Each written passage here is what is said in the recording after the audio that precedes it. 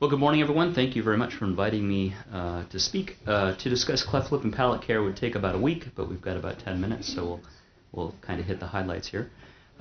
We've peer-reviewed data on almost all of the slides, but of course in 10 minutes there won't be time to go into that. But a lot of work's been done to substantiate this treatment pathway. So clefts are one of the most common congenital conditions. Every 2.5 minutes, a child is born somewhere in the world with a cleft. About 210,000 children are born with clefts every year. And since most kids have treatment for their cleft within the first 20 years of life, if you look at the number of patients presenting for primary and secondary cleft care each year, it's about 6.5 million patients are looking for cleft care each year. Since cleft care tends to be either outpatient or at most an overnight stay, it really allows patients to travel to get the kind of care that they want. So as a team, we see patients from the tri-state area, across the country, and from around the world. Cleft care it's really a team effort. On the slide here, I think there's about 18 different specialties that are involved for the treatment of a child with a cleft. Now, most kids are born quite healthy, and they won't need the services of all of these folks, but they are available for those kids who need them. This is kind of a summary that captures the highlights in cleft care, and of course there's a whole lot more that goes into it than these bullet points here. But it starts with the prenatal exam, and then for those who need it, it goes into nasoalveolar molding, primary and secondary, primary lip care for those with one-sided or two-sided clefts occurs between 3 and 6 months of age. Palate repair is about a year of age. And then from 1 to 5 tends to be a time for pediatric dentistry and speech.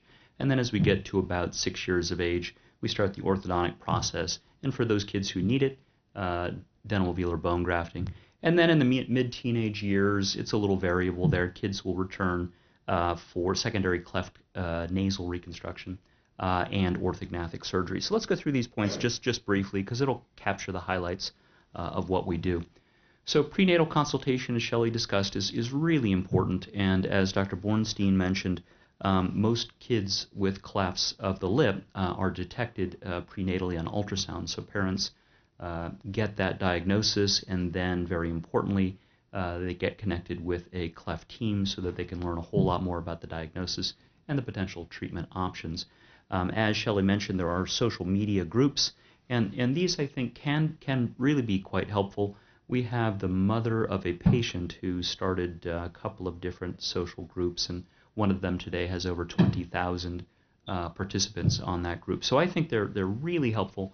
Parents can learn a whole lot from these social media groups. And then, as Shelley's pointed out, there are subgroups within the social media where those patients' experiences might be closer to what the potential patient is going to experience.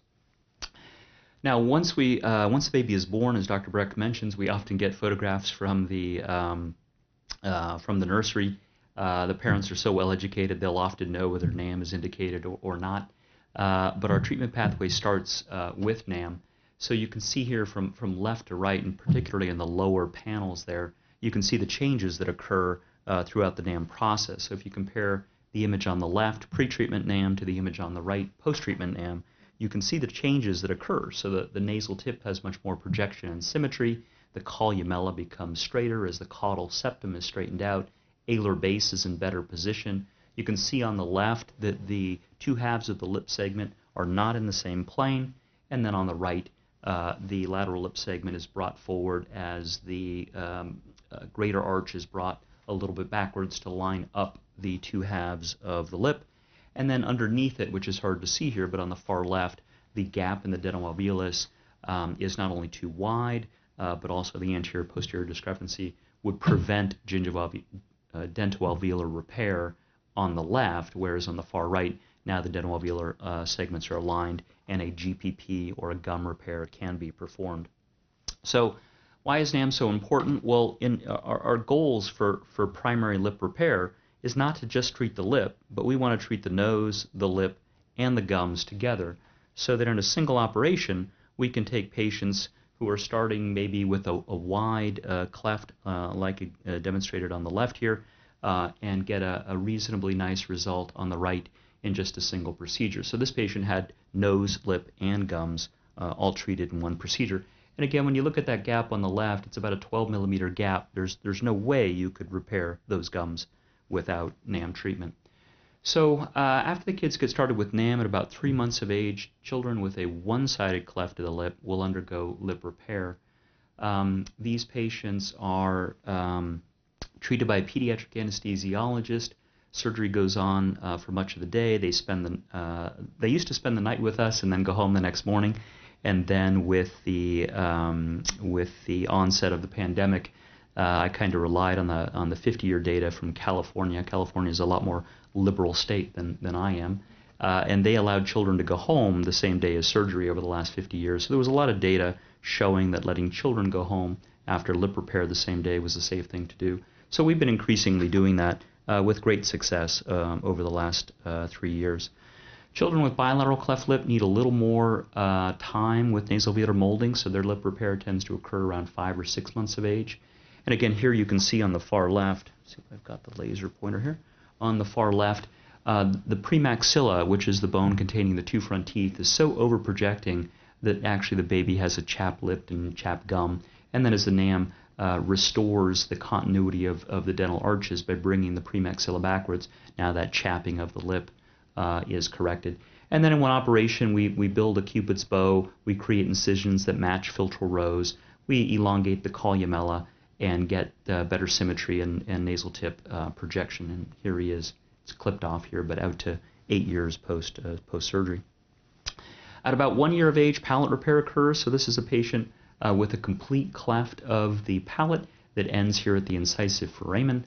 And so this patient undergoes, in one stage, a palate repair with the goal to avoid palatal fistulae and to have a functioning palate. Between 1 and 5 years of age tends to be a surgery-free time, as Dr. Breck pointed out. With nasovelar molding, we get more accomplished in one surgery, decreasing the need for secondary procedures. So from 1 to 5 years of age is a time for speech evaluations. I write evaluation rather than therapy. Here Shelley is examining the velopharyngeal competence of the kids who have had their palates repaired. Because when palate repair is done well, the VPI, or velopharyngeal insufficiency rate, should be quite low, and children should have a high probability of speaking naturally. At about 5, going on to 6 years of age, we switch from pediatric dentistry into evaluations. Here we're looking at x-rays and to start the pediatric orthodontic process.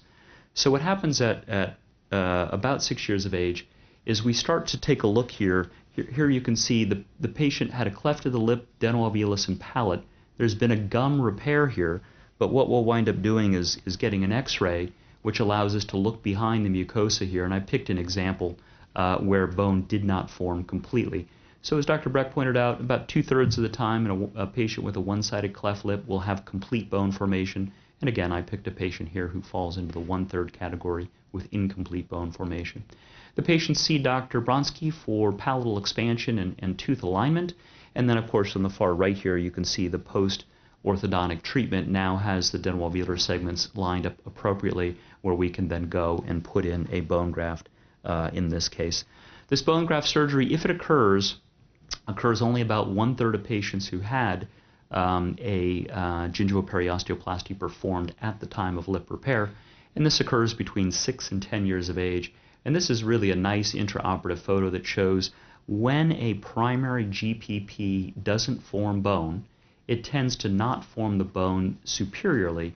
In other words, we tend to get a bony bridge inferiorly, which is actually quite convenient because this is the more difficult place to do secondary bone grafting. So in the operating room, we come in, we add bone into the area, and then we can take the patient from the x-ray on the left to the x-ray on the right, where we've got a unified maxillary arch and good bony support for the teeth.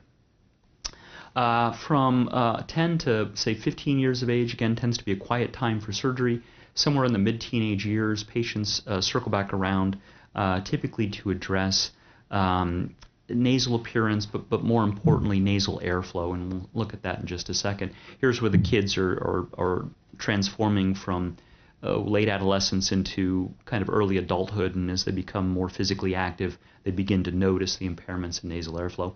So here's a patient with a right-sided cleft of the lip, and you can see his nasal axis deviates to his left because of the underlying nasal septal deviation. The nose is long, the tip is poorly defined, and the nasolabial angle is quite acute. We'll see that on the side view. So in one operation, we can straighten out the nasal axis, we can get better tip projection and alar rim symmetry, we can add a little bit of augmentation into the cheeks and into the perinasal area. And here you can see from the side view, we take that long nose with the acute nasolabial angle, and in males, change that angle to around 90 degrees, add a little augmentation into the cheeks and the upper lip and the perinasal area to create a nice natural appearance. If we look inside that patient's nose using an endoscope, you can see the significant degree of obstruction. On the left side of your screen is the right nasal passage, and you can see the septum there medially and the turbinate laterally. That patient's nasal airflow or nasal pathway is dotted there. It's quite small. So of course, after using the endoscope to do a septoplasty, turbinate reduction, removal of the vomer, and of a portion of the anterior ethmoids, you see we can take the small nasal passage and restore that nasal passage to a normal size, so the kids get much better airflow, which improves their overall health and their sleeping. Dr. Hirsch touched on this a little bit, but to complete the pathway for cleft care is the consideration for orthognathic surgery. This patient had a cleft of the palate and developed a mid-face hypoplasia. You can see his upper teeth are behind his lower teeth. So in this case, we can do a type of procedure where we bring the upper jaw forward to get more maxillary fullness and to align the upper and lower teeth and get a natural overbite and overjet relationship. So again, improving the midfacial appearance, improving the upper-lower lip relationship, and importantly here, getting a better or healthier bite.